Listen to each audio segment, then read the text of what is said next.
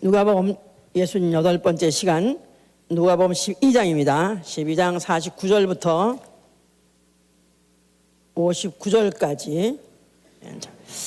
예수께서 자기가 이 땅에 오신 목적에 대해서 여러 가지로 말씀하십니다. 인자가 온 것은 죄인을 회개케 하여 구원하려 오셨다고 말씀하시는가 하면, 또 인자가 온 것은 양들에게 생명을 주시되 많이 주시려 오셨다고 하시고, 또 나아가서는 나는 인자가 온 것은 목숨을 주되 그 목숨을 주어서 섬기러 오셨다고 하기도 하고, 오늘은 또 불을 땅에 던지러 오셨다, 이렇게 여러 각도로 자기가 오신 목적, 하나님의 아들이 사람으로 오신 목적에 대해서 말씀을 전하고 있습니다. 여기 지금 내가 불을 땅에 던지러 왔노니, 이렇게 이제 말씀을 해서, 요새는 그런 사람이 있는지 모르지만 과거에 이제 무슨 뭐 신년 대축복 성에 그러면 불 받아라 그러면은 그냥 그 어디다 받을지 몰라서 어쩌다가 그냥 받을지 몰라 치마 앞치마 내놓고 또 거기다 받으려 하기도 하고, 또 받았다는 뜻을 표현하기 위해서 받았으니까 뜨거우니까 또 하하하 하기도 하고, 이런 주책들이 이제 과거에 있었는데, 이 불이라는 것은 이제 물리적인 그런 불을 말하는 것이 아니죠. 이제 불은 그렇다고 그래요. 뭐 산불이 일단 나면은 산에 불 나면 걸작을 서 타지 않습니까? 그러면 그 산에 있는 모든 식물을 죄 태워버리고, 그러고 난 다음에 이제 아주 황폐한 땅같이 오래 있다가, 그러면서 다시 이제 새로운 식물이 날 때는 기존의 식물 죽었던 거 말고 새로운 식물들이 나온대요. 100년 전 아니면 수백 년 전에 있었다가 없어졌던 그런 식물들이 다시 솟아나온다고 한대요. 자, 그러니까 옛 것을 소각시켜버리고 새 것을 새롭게 이제 나게 하리라, 이런 뜻으로 본다면, 불을 내가 던지려 한다 할 때 옛 것은 태워버리고 소각시켜버리고 새 것을 이제 새롭게 나게 한다, 이런 뜻으로서 이제 일단 받을 수 있는 것인데, 자, 여기서 좀 불을 땅에 던지러 왔다는 이 말씀과 곧 이어서 하시는 말씀이, 나는 이미 불이 붙었으면 내가 무엇을 원하리요? 나는 받을 침례가 있으니 그 이후까지 나의 답답함이 어떠하겠냐? 그래서 한 것을 문맥으로 본다면은 그 불을 던지러 오셨다. 그런데 불은 아직 붙진 않았다. 그런데 그 불이 많이 붙었다면은 내가 지금 답답할 것이 없다. 자, 아직 안 붙었기 때문에 그때까지, 그 이르기까지 나는 지금 굉장히 심령이 답답하다, 이렇게 이제 말씀을 하셨어요. 그러면서 이제 나의 받을 침례에 대해서 말씀하신 것이다, 이 말이죠. 자, 그러니까 이 불과 그가 예수 그리스도 받을 침례와 이게 연결이 되어야 되는 것이죠. 이제 자, 나의 받을 침례가 이루기까지, 그러니까 그는 이미 사실은 침례를 받았어요. 요단강에서 침례원한테 요한을 이미 침례를 받았어요. 그런데 또 내가 받을 침례 같다, 이렇게 말을 했는 걸 보니까 물에서 받는 그 침례가 아닌 다른 침례를 말씀하시는 것이죠. 요한의 침례는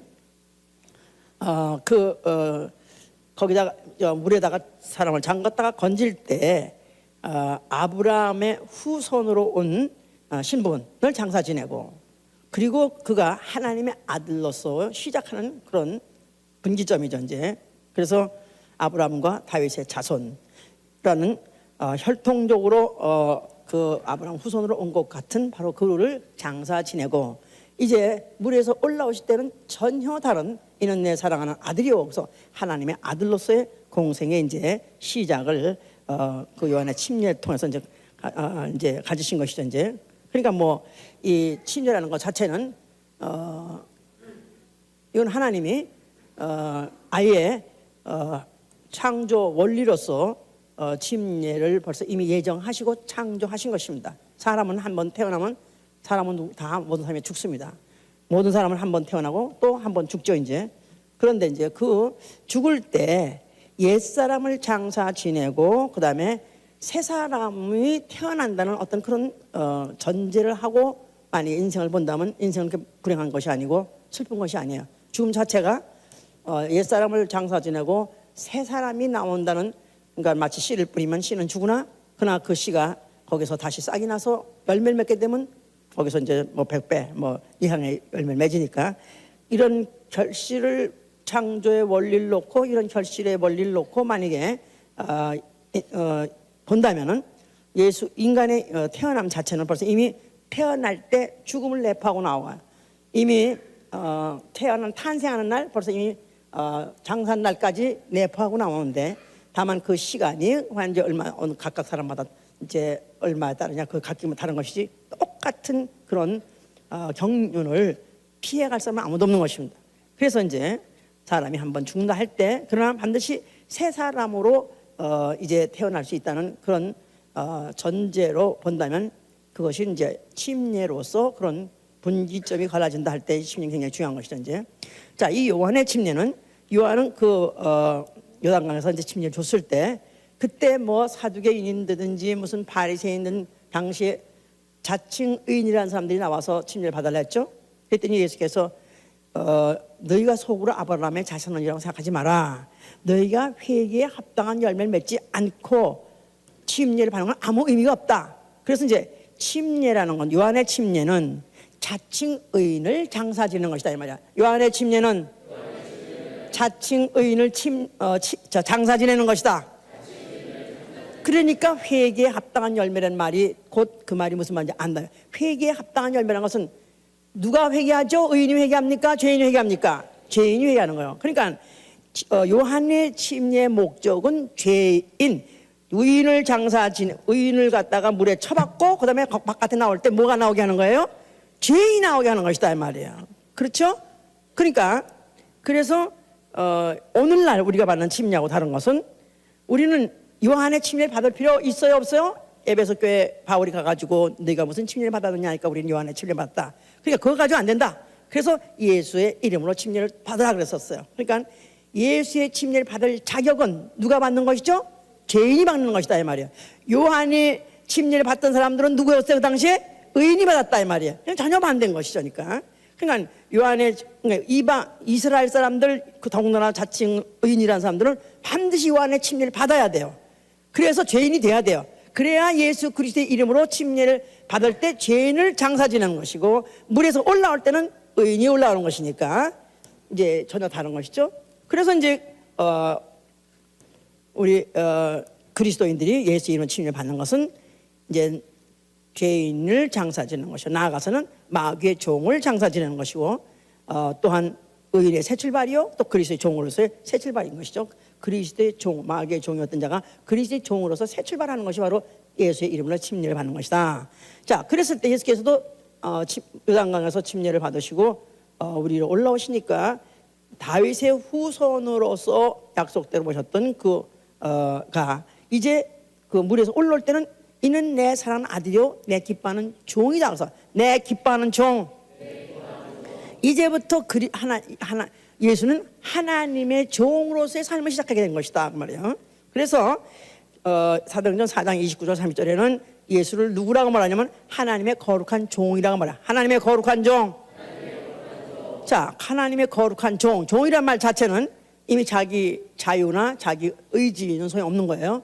오로지 이제는 자기를 보내신 이에 그 뜻대로 행할 뿐이고, 그 뜻대로 말할 뿐이에요. 그러니까 자기는 예수의 자의는 필요 없고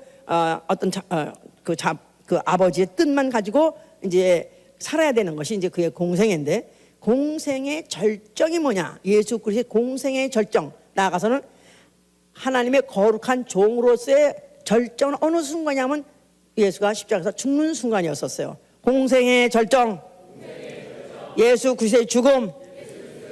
그게 바로 예수 그리스도가 하나님의 거룩한 종으로서 그가 그 십자가에서 죽음으로써 종의 신분을 못 박아버린 것이다 이 말이에요. 종의 신분을 못 박아버리고 종의 신분을 죽여버린 것이다 이 말이에요. 예수 그리스도가 받을 침례는 물에다 장사를 지내서 옛사람을 장사 지내고 새 사람이 일어나는 것이 바로 침례라고 그랬죠. 침례.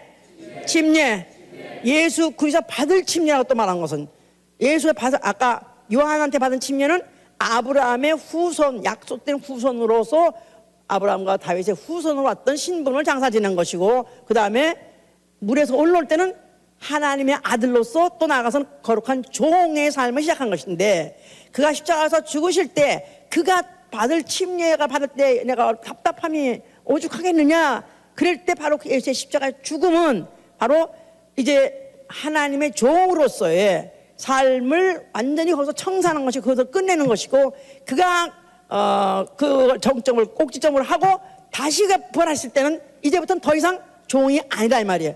종의 신분은 언제 막을 내렸어요? 십자가에 죽을 때. 그리고 부활하시고 난 다음에 그는 누구라 그래요? 만왕의 왕이 되신 것이다 이 말이에요. 할렐루야. 그러니까 내가 받을 침례가 아직 있으니 그때까지 내가 얼마나 답답하겠느냐. 그러니까 그 이럴 때까지 그는 오죽하면은 그가 겟세마네 동산에서 기도하실 때 그가 내가 아주 나는 너무너무 고민이 된다. 그래서 이제 그가 번민하고 고민했던 모든 것도 결국은 그 순간까지 자기를 갖다가 끌어가는 그 순간까지 그 공생의 마침까지 그가 하는 일이 그로서는 굉장히 이제 번민스러웠던 것인데, 그것은 물론 그가 죽는 것이 싫거나 또 고통스러운 것이 싫거나 보다도 인류의 죄, 하여간 남의 죄든지 죄를 쓰고 죄인으로서 죽는다는 그것 자체를, 그 죄가 자기 몸으로 옮겨진다는 자체를 그는 너무 혐오했기 때문에, 그래서 그것 때문에 고민을 했었던 것이다. 자, 그래서 이제 예수 그리스도가 이제 부활하고 난 다음에 그는 만왕의 왕이다. 믿으시면 아멘 하세요. 자, 그러니까 그걸 믿는다는 사람은, 예수 그리스도가 만왕의 왕이라는 걸 믿는 사람은 예수 그리스도가 십자가에 죽으실 때 그는 누구로 죽었었냐 하면 죄인과 인류의 죄를 상관함으로 죽은 것이다. 인류의 죄를 그가 몸에 뒤집어 쓰므로써 죽었다는 이 사실을 믿는 것이에요. 믿으시면 아멘 하세요. 자, 그러니까 이제 그 예수가 부활하시고 난 다음에 성령 오시고 그 다음에 이제 베드로가 나가서 막 설교하고 그가 이제 전도할 때 그랬지 않았습니까? 너희가 각각 회개하고 예수 이름으로 침례를 받아 죄 사함을 받으라. 그래서 이제 구원의 경로를 말하는 거야. 구원을 어떻게 하면 구원 받는가?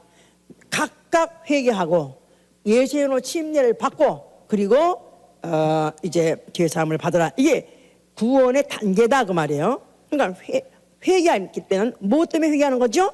너희가 각각 회개할 때 뭐 때문에 회개하는 거죠? 죄가 있는 것을 회개하는 거예요.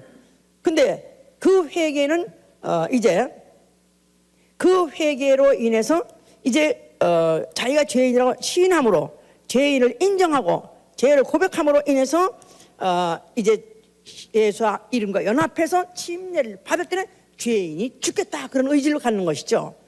그래서 먼저 예수 그리스도가 죽었다가 부활을 설명하니까 그걸 믿는 자가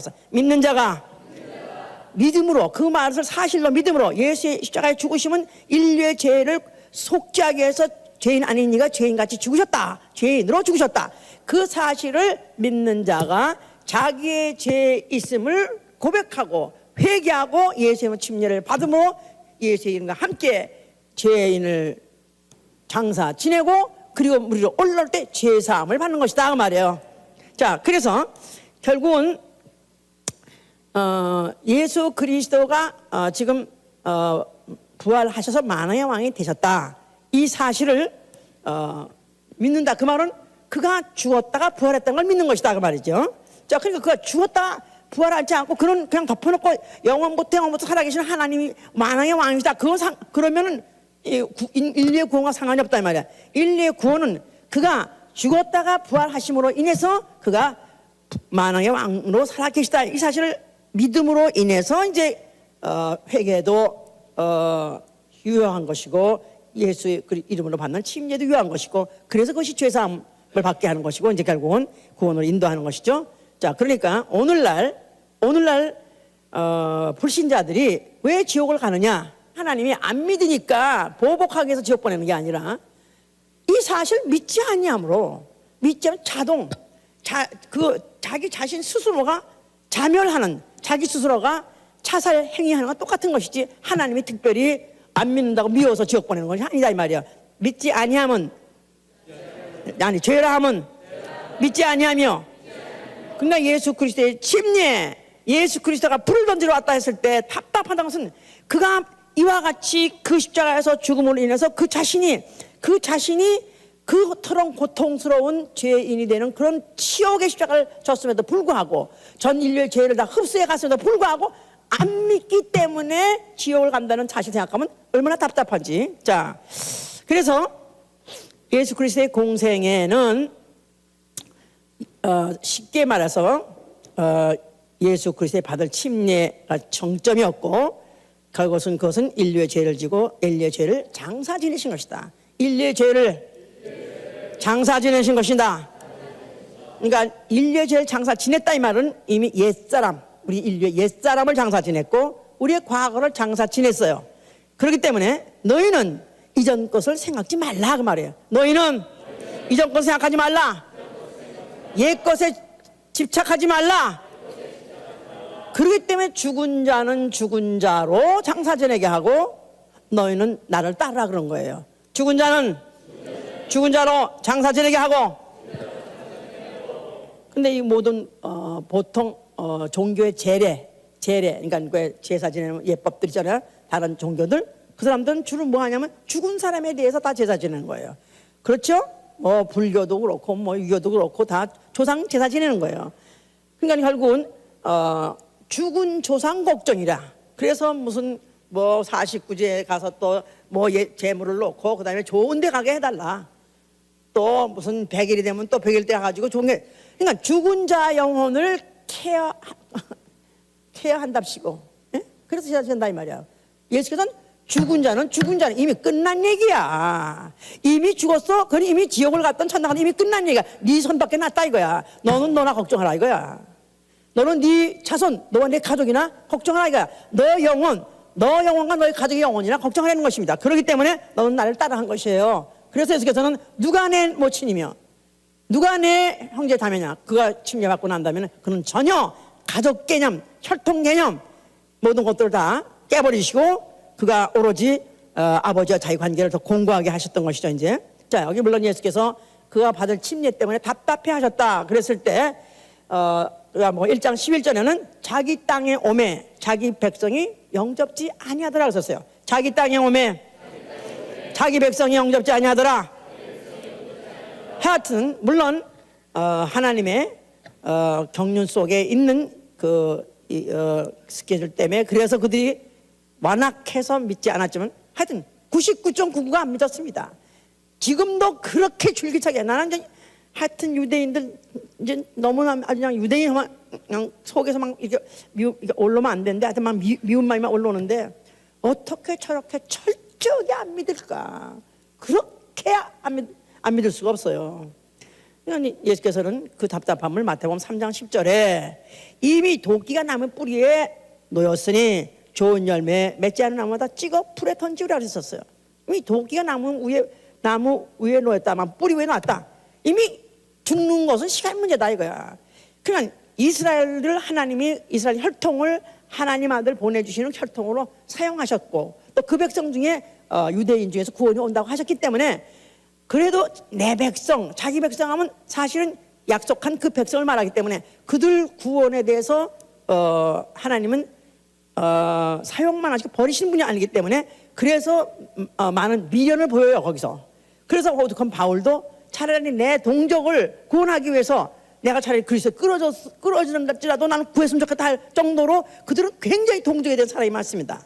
그래서 예수 그리스도께서도 그들이 자기가 이제 딱 십자가에서 못 박는 순간부터는 이제부터는 그 후에부터는 이스라엘 완전히 끊겨지는 것이고 그들의 혈통도 끊어지는 것이고 그들의 믿음도 끊어지는 것이고 이제 그들은 이제 하나님께서 완전히 이제 따라져 나가는 것을 생각할 때 그가 굉장히 그걸 답답하게 여기셨던 것은 얼마나 그 사랑이 그 혈통을 사랑해 준가 그것까지도 이제 보여주시는 것이죠. 이제 자, 우리가 이제 하나님의 인자가 오신 목적에 대해서 이제 우리가 다시 이해를 잘 하려면은 하나님의 아들이 오신 목적. 자, 인본주의를 해석하면은 요한복음 3장 16절을 들먹어요. 그죠?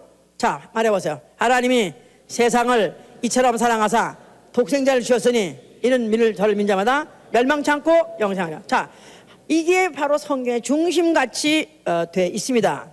그러다 보니까 하나님은 세상을 사랑하사 사람을 사랑하사 독생자를 주셨다. 자, 이만큼 사람은 하나님의 사랑받은 피조물이다. 대단한 피조물이죠. 이제 대단한 존재야. 자, 그런데 이러다 보니까 사람이 하나님의 아들을 번제물로 삼을 정도로 제물로 삼을 정도로 제물보다는 사람이 미니까 원래 제물을 가지고 죄인이 가는 거예요. 그렇죠? 죄인이 제물 가지고 성소에 들어가는 거야. 그러니까 제물보다는 죄인이 없다 이 말이야. 죄인 대신에 제물이 죽으니까. 그러니까 인류보다는 재물된 예수 그리스도가 무가치한 것 같이 생각함으로 인해서 오늘까지도 예수를 만왕의 왕으로 말로는 이렇게 하면서도 그렇게 여기지 않는 사람들이 너무나 많습니다.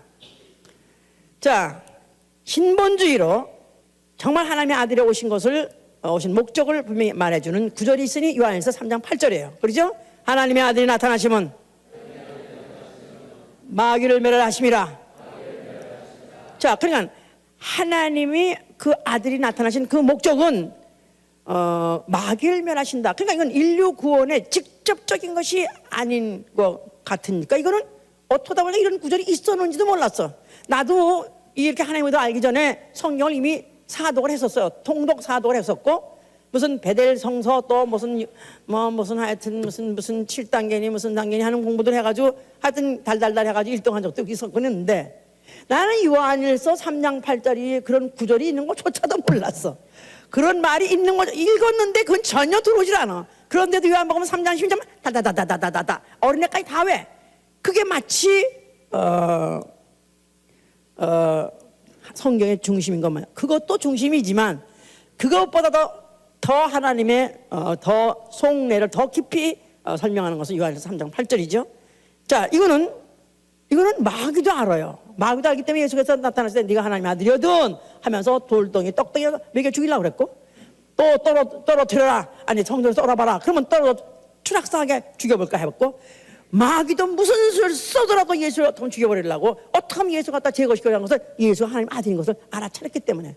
그뿐입니까? 귀신도 알아가지고, 귀신도 아담한테 내가 당신이 누군지 아노니 당신은 거룩한 아들이다 하면서 당신이 우리를 멸하러 왔나이까, 당신이 우리를 갖다가 괴롭게 하러 왔나이까. 귀신도 하나님 아들 나타나는 목적을 안다 이거야. 자기네들을 멸하러 왔고 자기네들을 괴롭게 하려고 왔다는 걸 안다 이거야. 모르는 건 누가 모르냐면 신학자들이 모른다 이거야.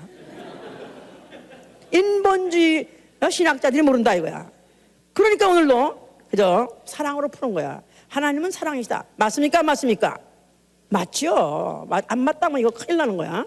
하나님 사랑이시다. 그건 맞습니다. 그런데 이 고린도서 전서 13장 13절을 왜 이렇게 풀어서 이것이 오늘날에 하나님의 사랑을 알아서 가장 하나님의 그 사랑에 대해서 정말 감동받고 또 그 분을 사랑하는데 목숨을 다해서 사랑하기까지 하는 것에 가장 걸림돌이 뭐냐면 그 사랑을 오해하기를 전적으로 하나님이 인류를 사랑하는 것이고, 그 사랑은 무엇보다 중요하다, 무엇보다 귀하다 이렇게 생각하는 거라. 그래서 고린도서 14장 13절에는 그런즉 믿음과 소망과 사랑 이 세 가지는 항상 있을 것인데 그중 제일은 사랑이니라 하니까 사랑이 제일이야. 그냥 믿음보다도 사랑이 제일이고 또 소망보다도 사랑이 제일이고 사랑이 제일이야. 사랑이 제일이야. 우리 교회에서 우리 구역장들도 목사한테 시험 듣는 사람 구역에 설교를 주로 뭐 하냐면 사랑만 해요. 이러면 나하고 반대라고 생각하나 봐 아마 그게. 사랑에 대해서 계속 몇 달 동안 한다는데 어떻게 신기 나보다 더 잘하는 거야. 어떻게 몇 달을 계속 하는지 하여튼 주제가.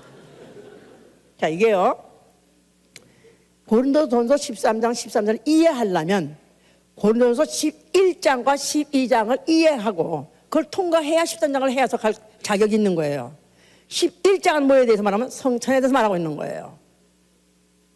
하나님의 예수의 피와 살 먹는 거에 대해서, 또 먹고 마시는 그에 대해서 이제 말하고 있는 거예요. 또 고린도전서 12장은 뭐에 대해서 말하고 있냐면 성령과 은사에 대해서 말하고 있어요. 성령과 은사. 그러니까 고린도전서 11장에 먹고 마시는 뭐 그런 것과 또 12장의 성령 은사, 이 모든 것들이 13장에 와서 예언도 좋고 방언도 좋지만 이런 것들이 사랑으로 조화되지 않으면 소용없다 그 말이죠. 그러니까 13장은 12장, 11장과 12장을 조화하기 위해서, 조화해서 이것이 영적 생활에 유익하게 하기 위해서 말하는 것이지 그것만을 따로 띄어서 말하는 것은 아니다 이 말이에요.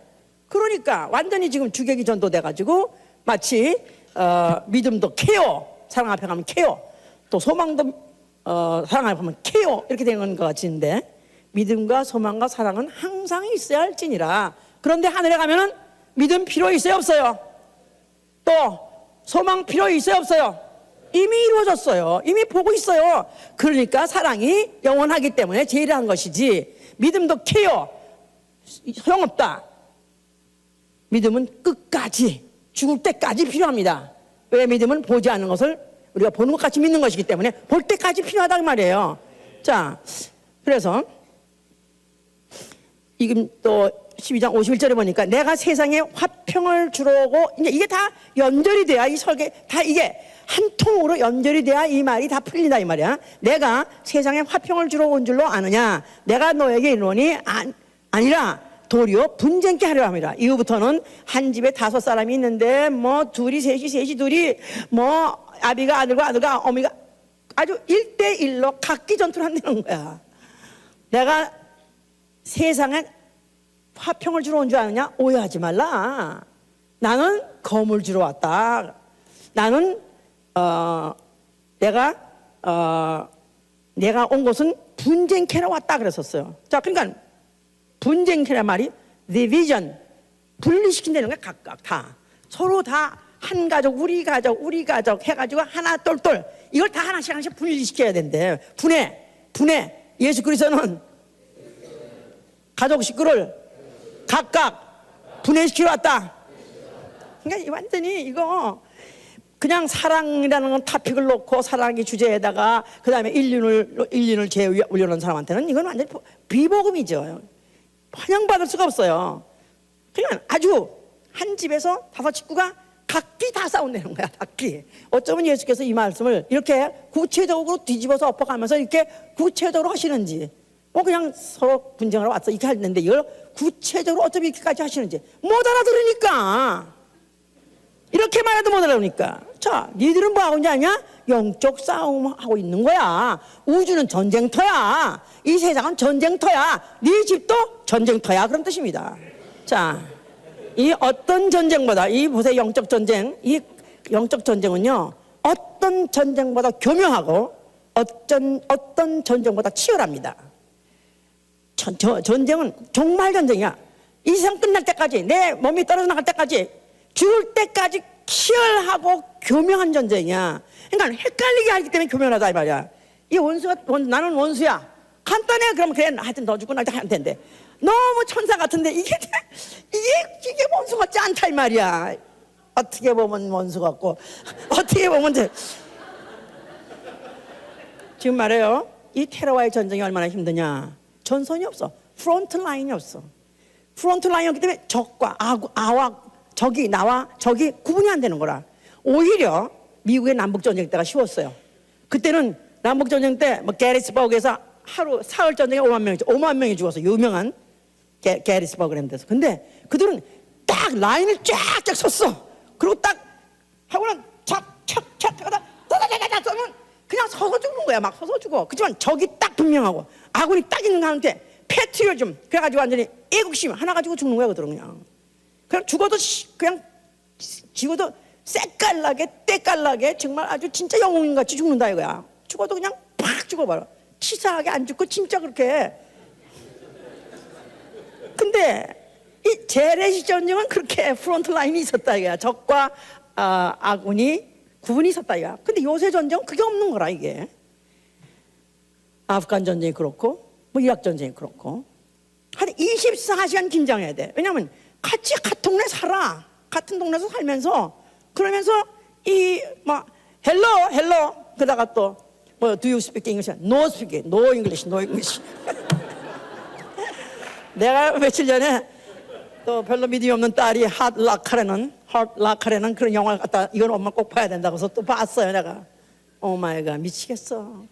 정말 그 전쟁을 보면서 이 이란이나 전쟁이 이게 얼마나 미치는, 사람을 미치게 하는 거야. 24시간 어느 한순간도 쉴 수가 없어. 어느 한순간 쉴 수 없고 어느 누구도 믿을 수가 없어. 그러니까 너무 돌아가는 거야. 전쟁터에서 이미 정신 돌아가죠. 정신병자 돼가지고 돌아오면 돌아와서 또 정신병자 되니까 다시 사회에 적응 못해가지고 다시 또 돌아가는 거야. 또 다시 전쟁터로 가더라고. 그러니까 이미 사람이 다 가버린 거야. 이게 완전히. 이것보다 더 심한 게 뭐냐면 그들은 총칼이나 들고 죽는 것도 받고 휘도 봤다 이거야. 근데 그런 것도 없이 집안에서 한 집안에서 I love you, you love me. 그냥 완전히, 아니 안 그래? 세상에서 가장 믿을 만한 사람이고 가장 사랑하는 사람인데 그런 사람이 너희의 원수라는 거야. 예수께서는 너희의 원수는 내 집안 식구니라. 그 내 집안 식구니까 제일 먼저 예수 믿자마자 제일 먼저 나를 공략하고 나를 공격하는 자가 누구냐면 내 가족이다 이거야. 내 가족, 가장 가까이, 이게 적인지 도저히 분간이 안 되는 그게 바로 내 적이다 이거야. 이 권투를 이기려면 투마치 클린치 하면 못 이겨. 띄워놓고 봤다가 막 치고 그 다음에 이제 기운이 빠지면 다시 클린치하고 쉬움 좀 쉬고 그 다음에 다시 또 띄워놓고 그래가지고 어퍼컷 막 그냥 후크 치려고 하든 뭐 뒤통수 치려고 하여튼 간에 빨리. 이건 내 말이 아니요. 이건 예수께서 하신 말씀이에요. 네 집안 식구가 네 원수니라. 네가 제일 먼저 싸워서 이겨야 될 대상이 누군지 아냐? 영적 싸움에서 네 집안 식구니라. 그렇죠. 하여튼 좀 그냥 교양 있게 교회를 다니는 거는 내버려둬요. 근데 이제 본격적으로 예수를 믿으려면 그때부터 가족이 물고 뜯습니다. 구박하질 않나, 핍박하질 않나, 뭐 협박하질 않나, 이혼한다, 아니면 자살한다. 또 자살하면 지옥 가면 어떡해? 그러니까 또 자살하게 하면 안 되지. 그러니까 또 사랑해야지. 그러니까 하여튼 어떻게 하면 비율 맞춰보고 또 하자는 데 해주다 보니까 온갖 벌써 이미 침투에 들어왔더라 이가.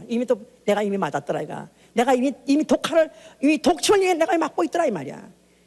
자, 그러다 보니까 이게 세월이 지나가다 보니까 나중에는 작당까지 하네. 우리 교회도 그렇습니다. 우리 교회에서 많은 사람이 교회를 떠났는데 그런 사람 중에서 처음에는 나한테 와서 일러요.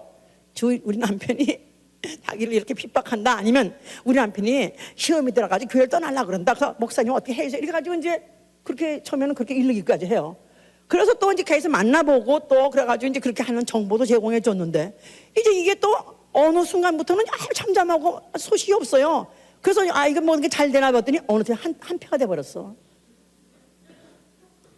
저 아나니아 삽비라 하루에 주차장 죽었습니다. 근데 그 사람들은 뭐 소유를 팔았다 그랬어. 팔았어. 그랬는데 그게 이미 하나님께 작정하고 드리기로 했던 건데 그 소유 얼마나 감췄다 그랬어요. 근데 그거 보나마나 누군가가 하나 먼저 그랬겠지. 여보, 우리가 마치기로 한 건 그런 좋은데 하나님이 벌써 이 마음을 받으셨지. 이거 다 받으 우리 뭐 먹고 살아. 그러니까 우리도 그 현실을 좀 생각해 좀 남겨둬야 되지 않겠어? 그랬을 때 보나마나 또 한차가 가만히 생각하면 글쎄 말이야. 그래도 우리 가족도 이렇게 먹고 애들도 있고 살아야 되지. 그러니까 그때 또 같이 동료했다 이거야. 그래서 작당하고 잡심하고 작당했더니 그냥 하루에 다 죽어버렸어. 그때 만약에 여보, 우리가 헌금도 좋고 다 헌신도 좋지만 그래도 현실이 있는데 우리 가족이 이렇게 우리 서로 살려면 이런 것도 있어야 되나, 이럴 때 뭐라 그래야 돼? 이 쌍놈의 귀신아 귀신아, 이 쌍놈의 귀신아. 그 배후에서 역사하는 영이다 이거야. 그 배후에서 역사하는 영. 그 얼굴을 보지 말고 그 혈육을 보지 말고 그 배후에서 역사하는 영을 보라 이거야. 24시간 우리는 조금 더 경비 태세를 늦출 수 없다 이거야. 24시간 경계해야 된다고. 제일 먼저 가족부터 내가 완전히 섬멸시켜버리고 가족부터 완전 매세리고 그냥 밟고 그래가지고 깍 소리 못하게 해가지고 손 들고 내 편을 만들든가 아니면 떨어뜨려 놓고 보라니까. 그렇다고 내가 이혼하는 뜻은 아니, 이혼은 절대 안 됩니다. 그러니까 어려운 거야. 이혼만 차라리 얼마나 쉽겠어 그냥 차라리. 응? 그러고 나면 솔로 맘대로 또 신앙생활 좋겠어. 이혼도 못해. 그렇다고 또 가까이도 못해. 이거 얼마나 힘들어. 응? 같이. 근데 이거를 이건 예수의 작전이에요. 예수가 게릴라전이 바로 너는 이기는 방법은 이 방법이다. 너희는 24시간 경계해야 되고 24시간 믿지 말아야 되고 24시간 그가 무슨 말을 하든 간에 그가 하는 게 아니라 그 배후에서 마귀가 귀신이 사주한다는 사실을 잊어버리지 말라는 것입니다. 그래서 믿음 없는 자. 자, 그래서 고린도후서 6장 보세요. 고린도후서 6장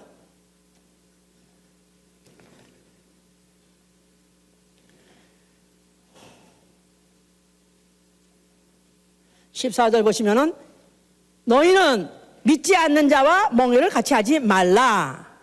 의와 불법이 어찌 함께하며 빛과 어둠이 어찌 사귀며 그리스도와 벨리알이 어찌 조화되며 믿는 자와 믿지 않는 자가 어찌 상관하며 하나님의 성도와 우상이 어찌 일치가 되리요. 우리는 살아계신 하나님의 성전이라. 이와 같이 하나님께서 가라사대 내가 저희 가운데서 거하며 두루 행하여 나는 저희 하나님이 되고 저희는 나의 백성이 되리라 하셨으니 그러므로 주께서 말씀하시기를 너희는 저희 중에서 나와서 따로 있고 부정한 것을 만지지 말라. 내가 너희를 용접하여 너희에게 아버지가 되고 너희는 내게 자녀가 되리라.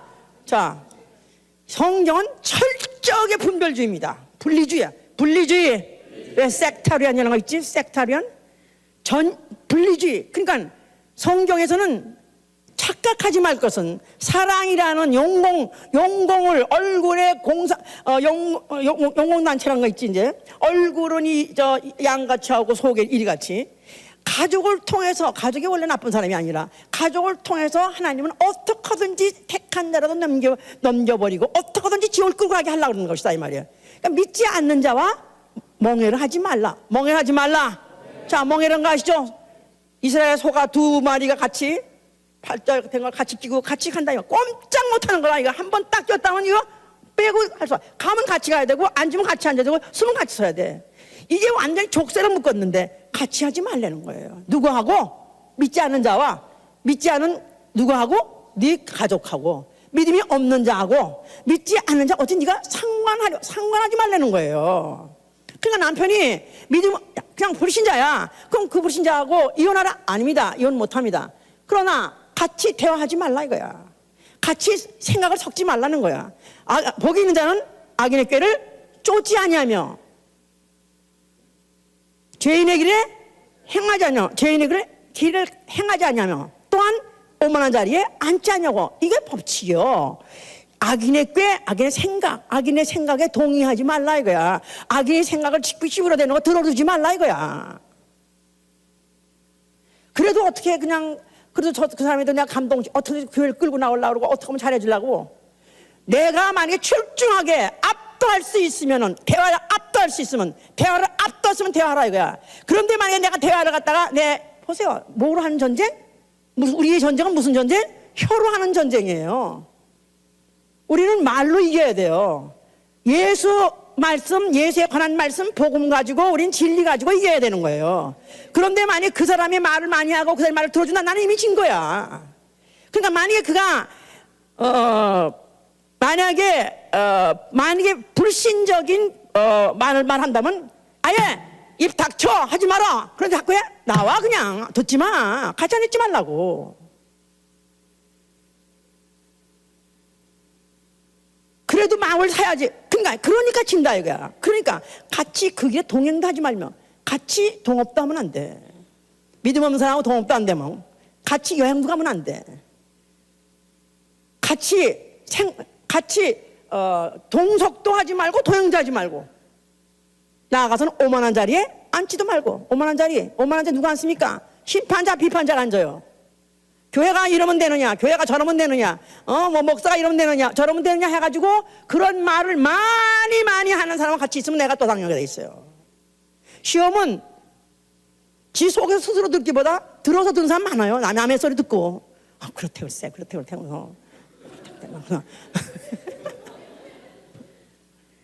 근데 이건 내가 이 전쟁이라는 게 너무 구체적이고 너무 실질적이고 너무 피부적인 이런 전쟁인데도 해에 있는 거라. 이게 완전히 그냥 100% 하는 거야.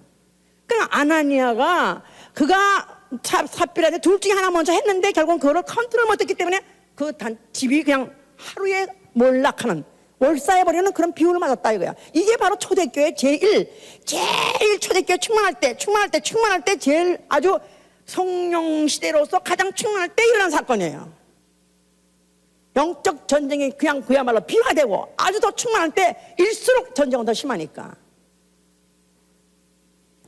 그래서 내가 비록 나에게는 인간적으로 아니면 혈육적으로 또 도저히 그럴 수 없는 사람이 날지라도 나는 매 순간 매 분초 나는 이 길이란 투지 의지를 가지고 나는 기필코 내가 이 검을 꺼내서는 이 검까지 승리해야 되는 거야. 아멘. 칼은 꺼냈으면 반드시 이겨야 된다. 그거 가지고 일본 말로 쇼부 내야 된단 말이 있어. 칼을 뺐으면 그냥 그냥 놨다가 뭐 다시 집어넣고 그러면 빼지 않는 게 나아. 내가 만약 영적 전쟁을 시작했다면 나는 이 칼 가지고 이겨야 돼요. 잘라 버려. 그냥 도와주느니 뭐 같이 해주니 이러다가 망가서 결국은 나까지 망해가지고 내 믿음도 내 영감도 다 뺏어버려. 나는 뭐 하는 사람인지 모를 정도 그냥 빈님을 당해가지고 나는 아주 의욕 자체가 겨우 그저 구원이나 받을까 하는 이런 정도의 만약 껄떡거리고 있다면 이거는 이미 진 겁니다. 이 싸움은 이미 진 거예요. 그러니까 아예 초전 박살이야. 알았지? 전쟁에 이르려면은 초전 박살이다. 은혜 받자마자 모두가 다 나의 원수야. 애미도 자식도 다 내 친구도 다 원수야. 이런 교회는 나는 나 이런 게 안 다녀. 내 말이 여기잖아. 예수께서 아비가 자식과 아비와 뭐 어미와 시어미와 아미가 다 구체적으로 다 반대까지 해가면서 다 적고 있잖아요. 이렇게 가까운 사람들, 이렇게 내가 해줄 수 없는 사람들, 정말 멸려할 수 없는 사람들을 다 원수라고 정해놨으니 나는 예수가 정해준 원수를 갖고 사는 거예요. 내가 정한 원수가 아니고 예수가 나에게 정해주신 원수하고 싸우는 생활이에요. 알았습니까? 할렐루야. 우리 모두가 다 정말 예수 그리스도께서 우리에게 주신 이 검으로 승리 생활 하실 예수로 축원합니다. 내가 먼저 완전 거룩해지고 완전히 내가 아주 승리할 아주 나는 투지로서 완전히 충만하고 무장이 돼 있을 때 그래서야 다시 가정으로. 예수께서 제자를 먼저 다 불렀잖아요. 3년 동안은 집에 안 보냈잖아요. 그래서 예수를 완전히 심어놓고 예수에 대한 인식과 예수에 대한 그 능력을 신뢰하게 한 다음에 그리고야 성령 받고 난 다음에 집으로 돌아가서 3년 후에 게바가 그 가족 철을 데려다녔다고 그랬어요. 그러니까 사실은 정식으로 하면은 침례 받자마자 우리 다 집을 떠나야 돼. 그래서 각각 여기서 이제 영적 훈련소 그런 데를 하나 만들어야 되려나 모르겠어. 또 하여튼 그런 도움을 하나 만들어서 거기서 훈련을 하다가 완전히 이제는 이제 됐다 할 때 이제 드디어 집에 탁 하고 들어가는 거야. 나와 다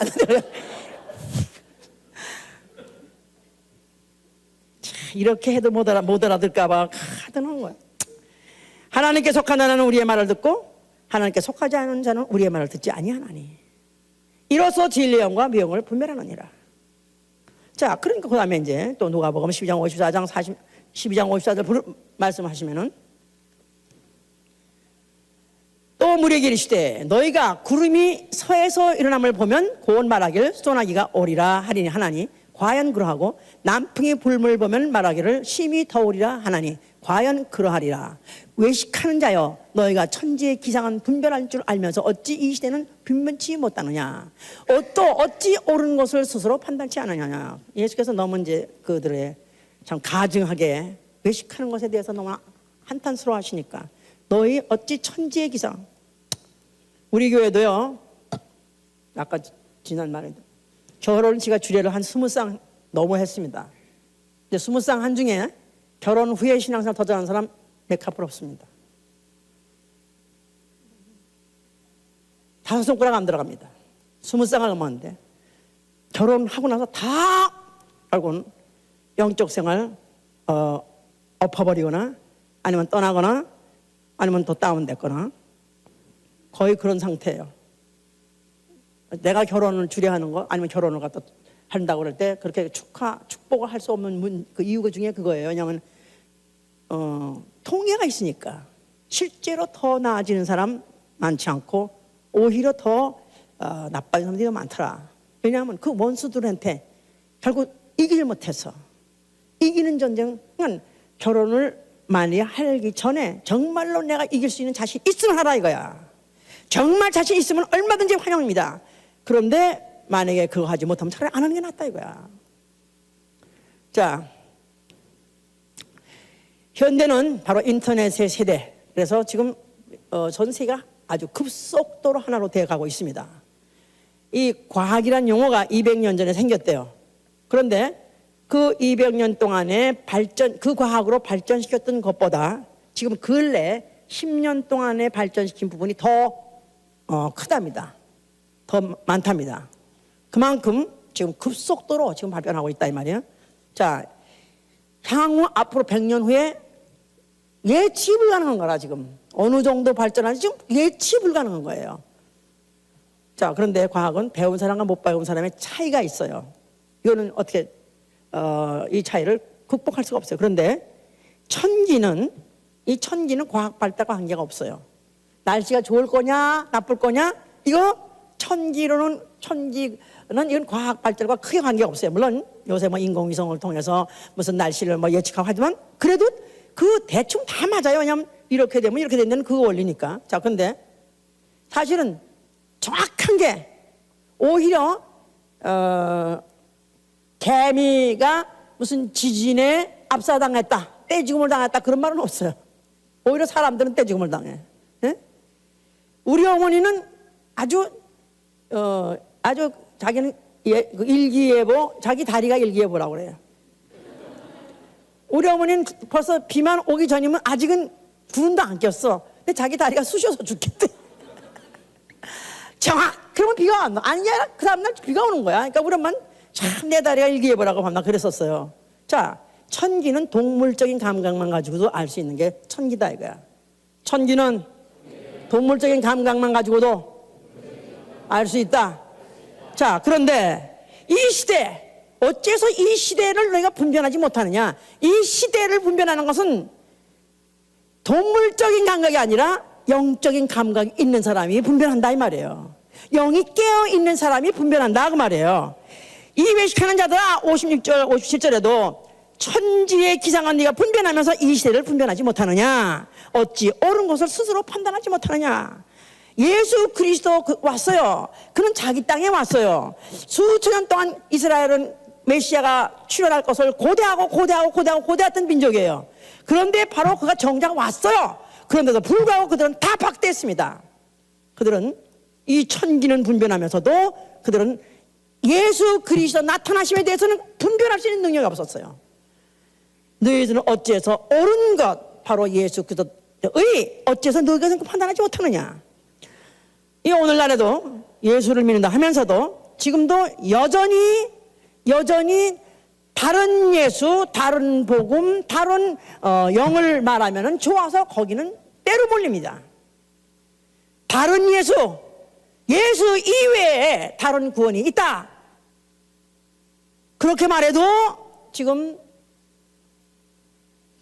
캐톨릭 말할 것도 없고 또 무슨 뭐 조엘 오스틴인지 그 교회 7만 명 이상 뭐 전도 안 해도 모입니다. 다른 예술만 해도 또 다른 복음 오로지 구원은 영혼의 구원이라 함에도 분명함에도 불구하고 현실 구원 나아가서는 기복신앙 이런 것들에 부추겨주면은 때로 몰립니다.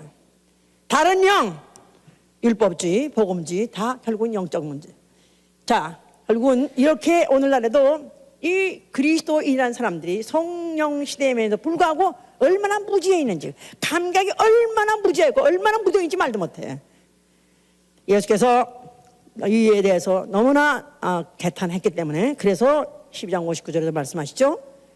내게 이노니 홀이라도 보기 전에 58절 내가 너를 고소할 자와 함께 법관에 갈 때 길에서 화해하기를 힘쓰라. 저가 너를 재판장에게 끌어가고 재판장이 너를 관속에게 넘겨주어 관속이 오게 가둘까 염려하라. 내가 너를 고소할 자와 함께 법관에 갈 때 그랬었어요. 그러니까 고소할 자는 것은 아시다시피 율법 고소하는 법, 정죄하는 법. 자, 율법은 고소하는 법이요, 정죄하는 법이요. 무엇을 행동해서 행위에 대해서 율법을 어기는 그 행위에 대해서 고소하는 법이다 이 말이에요. 거기는 예외가 없어요. 만약에 이 율법 중에서 하나만 어겨도 다른 모든 법을 어기는 것이다 해가지고 어기면은 반드시 그에 따른 처벌을 받게 돼 있습니다. 같은 법을 놓고라도 누구한테 의지하냐에 따라서 내가 살아날 수 있고 죽을 수도 있어요. 같은 율법이나 한 법을 놓고도 만약에 이제 예를 들어서 어떤 나라의 어떤 법을 놓고도 과연 누구한테 내가 다 알려주고 내가 속사정을 하고 아니면 그 밑에 가서 붙어 사느냐에 따라서 살 수도 있고 죽을 수도 있는 거예요. 자, 검사는 뭐한 사람? 같은 법을 놓고도 검사는 죄를 들춰내는 사람, 밝혀내는 사람. 또 변호사는 누구? 죄를 어떻게 하면 덮으려는 사람, 어떻게 하면 약화시키려는 사람. 그러니까 검사의 최고 끝발이 있는 검사는 형량을 최고 형량을 매기는 거, 사형을 끌어내는 거. 그게 그 검사라서 최고의 아주 명예예요. 검사하는 일은 죄를 들춰내는 것이고 최고의 형량을 주는 것이니까. 그런데 변호사는 같은 범죄를 놓고도 변호를 잘해가지고 그 죄를 갖다가 어떻게 약화시키고 그래가지고 결국은 무죄를 끌어내는 그 사람은 가장 실력 있는 변호사. 이 두 사람, 이 두의 논거를 놓고 증거를 놓고 결국 판사는 이제 참고해서 판결을 내린다 이 말이에요. 자, 그러면은 정말로 우리 그리스도인은 너희가 이렇게 마시게 너를 고소할 자와 함께 법관에 갈 때 길에서 화해하기를 힘쓰라. 저가 너를 재판장에 끌어가고 재판장에 너를 관석에 넘겨주고 관석이 오게 가둘까 염려라. 내게 이르노니 홀이라도 남김없이 갚지 아니하면 결단 거기서 나온다. 율법 아래에 있는 자들아, 만약에 율법을 지켜서 너희가 만약에 무죄를 네가 선고받으려 한다면 너는 망했다. 너는 죽는다. 너는 오히려 변호사한테, 변호사가 누구요? 우리의 의로우신 재판장, 우리의 의로우신 보혜사 누구요? 요한일서 2장 1절에 예수 그리스도, 나의 변호자, 나의 변호자 예수 그리스도에게 나의 죄를 낱낱이 고백하면은 그는 그 죄를 고소하거나 아니면 공포하는 것이 아니라 그 죄를 그걸 감추어주고 덮어주되 자기의 몸 안에 싸서, 자기가 몸 안에 암암에 싸서 자기가 대신 죽음으로 인해서 그 죄를 영원히 기각시키려 하신 분이다 이 말이에요. 할렐루야. 그러니까 내가 너가 재판정에까지 갈 때까지 전에 빨리 그 전에 화해하기를 힘쓰라 그 말은. 재판정에 가면 너는 율법에 의해서 끌려서 너는 정죄받으면 그걸로 끝난다. 그것으로서 너는 네 목숨이 끝나든가 아니면 예수가 오시면 너는 그걸로 끝난다. 그러나 아직까지 가는 길 도중이라면 지금이라도 너가 화해하기를 힘쓰라. 누구하고 화해하라는 거예요? 누구하고 화해하라는 거예요? 누구하고 화해하라는 거야? 우리 변호자, 나의 변호자, 나의 영원한 변호자. 자, 그러려니까 홀이라도 갚지 않고는 못 나오는 게 율법인데, 홀이란 말은 펜이란 말이야. 펜이 가장 화폐지고다니 그거라도 만약에 점을 찍고 5점 있다면 너는 결단코에서 못 나온다. 네가 살 길은 그런 날이 오기 전에 빨리 예수 그리스도 공로를 힘입어라 그 말이에요. 할렐루야. 할렐루야. 오로지 은혜로서만. 제가요, 우리 교회는 다 은혜를 받았고 다 은혜를 아는 사람이라고 제가 믿고 있습니다. 그런데 이렇게 잘 가까이 얘기를 해보고 또 가까이 상담하다 보면은 이가 정말 은혜 받았는가 의심스러운 사람이 너무 많아요. 이 은혜를 받을 수 있는 자격이 누구냐? 나는 죄인이어야. 나는 죄인이요. 그냥 수식어가 아니에요. 남이 죄인이니까 나도 한번 죄인이라고 하는 거 아니고, 왜 내가 오만한 자리에 앉느냐? 내가 왜 남을 비판하는 자리에 앉느냐? 내가 왜 남을 정죄하는 자리에 앉느냐 하면은 내가 높은 자리에 앉는 것은 그보다 낫다고 생각하니까 남의 죄가 보이고 남의 실수가 보이고 남의 부족함이 보여. 자기는 이미 그 졸업한 사람은 착각하고 있다 이거야. 내가 예수 믿기 전에 죄인이었다가 한 번만 죄인이 아니라 일평생 죽을 때까지, 내 평생 죽을 때까지 이런 사건 저런 일을 통해서 나는 역시 믿음이 없고, 나는 역시 불의하고, 나는 역시 무지하고, 나는 무식하고, 나는 실패투성이요, 나는 죄인이요. 참 나는 정말 만물의 찌꺼기요. 죽을 때까지 사건마다, 무슨 사건이 발생할 때마다 나를 정죄할 수 있고, 나를 갖다가 내가 스스로 재판하고 나를 정죄 죄인으로서 내가 죽을 때까지 내려가야 은혜는 항상 살아있는 거예요. 은혜가 한 번 받는 게 아니고 죽을 때까지 은혜가 있어야 된다 그 말이야. 그래야 결단코 거기서부터 내가 홀이라도 갚지 않으면 못 나오는, 거기서부터 내가 빠져나올 수 있는 구멍이 있는 것이다 이 말이야. 이게 바로 영적 생활, 영적 싸움에서 승리하는 내가 무기요. 나는 의로운데 모든 사람은 죄인이고, 나는 실수 없는데 이 사람 다 실습수이고. 아니요, 나는 내가 오늘까지 은혜 받아서 나는 죄사함 받았다고 했으면서도 여전히 나는 육체적이요, 나는 세상적이요, 나는 아직도 정욕적이요, 나는 나는 싸움에도 번번이었습니다. 나는 이때까지 전투에 난 번번이전 패전병이요. 그래도 나는 살길 원합니다. 나는 그래도 이제부터라도 이기길 원합니다. 나를 도와주시옵소서.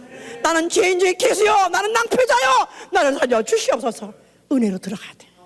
다시 한번 예수 그리스도의 공로를 힘입고 내가 싸우기로 작정했으니 도와주시옵소서. 이겨야 됩니다. 이제부터는 이겨야 주시옵소서. 은혜가 있어야 돼. 은혜로만 이기는 거야. 은혜가 있어야 결국 끝까지 이 싸움에서 승리하는 겁니다. 은혜가 희박해지고, 은혜가 과거가 되고, 은혜가 만약에 약해지면은 벌써 이미 나는 싸움에서 노출돼 버리는 거예요. 내가 적군의 나를 노출하는 거야. 예수의 피로 나를 감싸야 돼요. 할렐루야. 그래서 그걸로 내가 정말 내 무장 옷을 입고 나는 기필코 나는 싸워서 이기겠습니다. 도와주시옵소서. 우리 영적 싸움에 승리한 여러분 되실 예수님을 축원합니다. 회개가 왜 축복인지 아십니까? 은혜가 은혜 되려고요. 은혜가 과거가 아니라 오늘도 나는 은혜 없으면 안 됩니다. 나는 은혜 벗겨버리면 나는 벌고승이, 나는 죄인 중에 계십니다. 나는 은혜가 필요합니다. 그러니까 나의 본질, 나의 본체를 내 스스로가 고소하는 거예요. 나의 본질, 나는 아예 본질적으로 죄인이요. 나는 아예 내 본질 자체가 나는 죄덩어리입니다. 정말 내가 정말 전심으로 회개하고 정말 다시 한번 내가 영적 전쟁에 뛰어들어갈 수 있도록 기도합니다.